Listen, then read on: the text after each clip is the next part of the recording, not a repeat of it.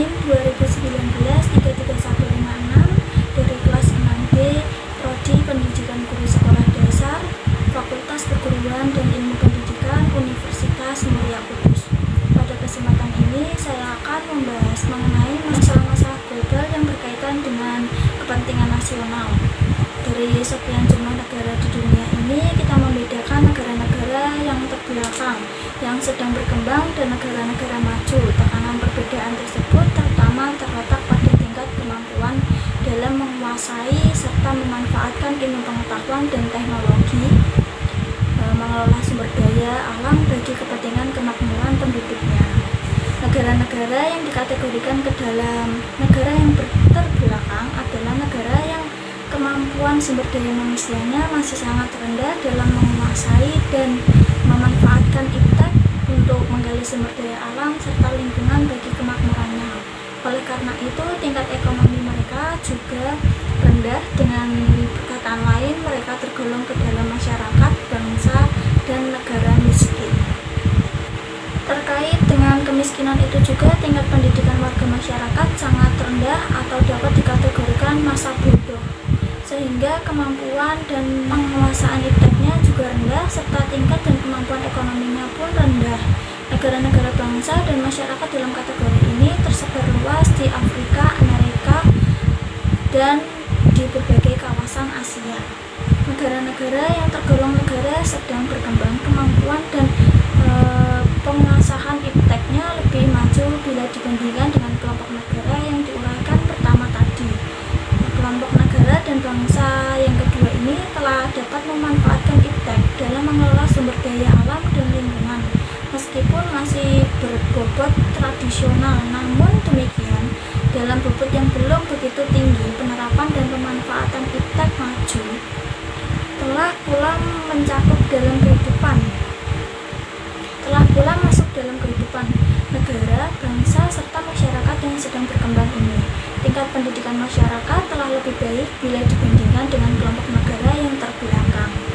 Tingkat dan kemampuan ekonomi serta pendapatan lebih baik daripada kelompok negara yang pertama. Indonesia termasuk ke dalam kelompok negara yang sedang berkembang, negara-negara di Asia Tenggara, kecuali Singapura termasuk kelompok negara berkembang. Beberapa negara di Afrika seperti Mesir, Maroko, Republik Afrika Selatan termasuk kategori negara yang sedang berkembang. Negara-negara di Timur Tengah semuanya termasuk negara-negara berkembang.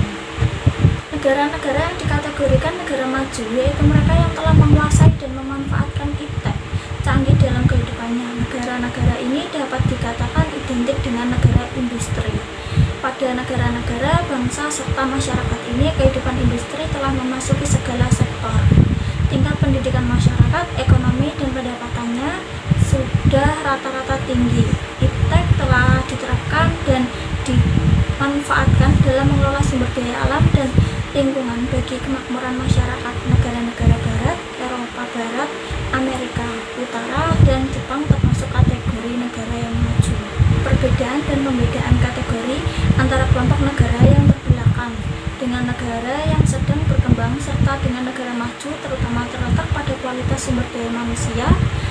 Dari kualitas sumber daya manusia dalam kemampuan menguasai dan menerapkan iptek tercermin kondisi sosial atau kesehatan, demografi, budaya, kebutuhan di ekonomi, miskin, kaya, dan kemampuan memanfaatkan sumber daya alam serta lingkungannya. Di sini berlaku konsep sumber daya dibatasi secara budaya. Negara, bangsa, dan masyarakat yang memiliki lingkungan yang kaya akan sumber daya alam tidak dapat menikmati kemakmuran dari potensi sumber daya tadi bila kemampuan sumber dayanya, penguasaan iptek masih sangat rendah. Kebalikannya, negara, bangsa, dan masyarakat lingkungan hanya memiliki sumber daya alam yang terbatas, mampu memanfaatkan sumber daya alam yang terbatas tadi bagi kemakmuran masyarakat. Bahkan bagi bangsa masyarakat yang terakhir ini, sumber daya alam yang ada di negara lain dapat dimanfaatkannya. Di sini berlaku ungkapan menjadi tuan di rumah orang lain dan menjadi budak di rumah sendiri. Bagi negara, bangsa, masyarakat yang sedang berkembang, bahkan bagi mereka yang terbelakang, Pengelolaan sumber daya alam dan lingkungannya dilakukan oleh orang lain yang berasal dari negara maju, sedangkan masyarakat yang menjadi pemiliknya hanya menjadi buruh atau karyawan. Orang-orang dari negara maju menjadi bos dalam memanfaatkan sumber daya di negara terbelakang dan sedang berkembang, sedangkan pribuminya hanya jadi buruh atau karyawan di wilayahnya sendiri. Kondisi ini